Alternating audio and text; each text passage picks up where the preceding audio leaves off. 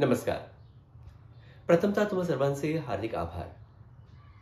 कालच्या माझ्या पहिल्या व्हिडिओनंतर तुम्ही सर्वांनी एवढा प्रतिसाद दिला मला, अगदी भरभरून. त्यामुळे ते अतिशय इन्स्पायरिंग वाटलं मला. आजचा हा दुसरा व्हिडिओ, अर्थातच माघ पंचमीनिमित्त. काही लोकांचे प्रश्न होते की कशाकरता करतोय.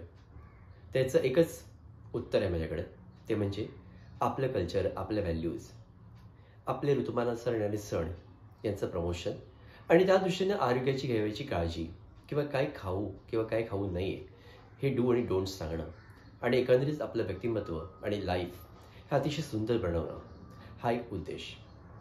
चला तर मग, आज माघ पंचमी, बसंत पंचमी किंवा सरस्वती पंचमी म्हणून या नावाने ओळखली जाते. काल गणेश जन्म आणि त्यानंतर लगेचच मा सरस्वतीचं हे आगमन. अतिशय सुंदर असा दिवस, शुभ मुहूर्त.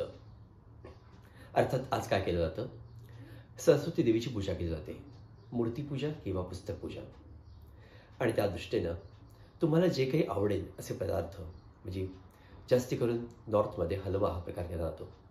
आणि अर्थातच सगळ्याचे दिवस चालूच आहेत, म्हणजे तिळाचे पदार्थ सरस्वतीच्या प्रसादाकरता केले जातात. सरस्वती ही विद्येची देवता, त्यामुळे एज्युकेशन, विद्या याचा प्रारंभही इथे केला जातो.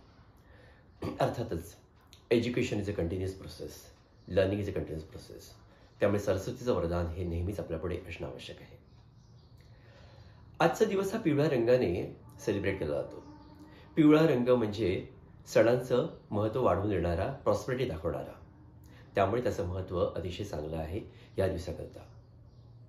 आणि ऑफकोर्स आपण म्हणतोय ना, संक्रांत अजून चालू आहे, त्यामुळे लोक पतंग वगैरेही उडवतात या दिवशी, मुद्दामून त्या दिवसाचं महत्त्व म्हणून.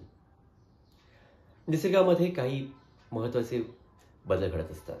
वसंताचं आगमन आणि त्या दृष्टीनं सृष्टीमध्ये सर्व काही एक वेगळ्या प्रकारचं चैतन्य असतं, आणि हे चैतन्य आपल्या आयुष्यामध्ये यावं म्हणून मा सरस्वतीकडे प्रार्थना. अर्थातच नॉलेज याचं वर्शिप करणं आवश्यक असतं, म्हणूनच ज्ञानोपासना हे वसंत पंचमीचं मुख्य उद्दिष्ट. तुम्ही सर्वांनी ज्ञानोपासना करा. गणेशाचं एक वरदान, सरस्वतीची उपासना, आणि त्यानंतर आपोआपच येणारी लक्ष्मी. आजच्या वसंत पंचमीच्या तुम्हाला हार्दिक शुभेच्छा आणि स्टे कनेक्टेड. विनायक.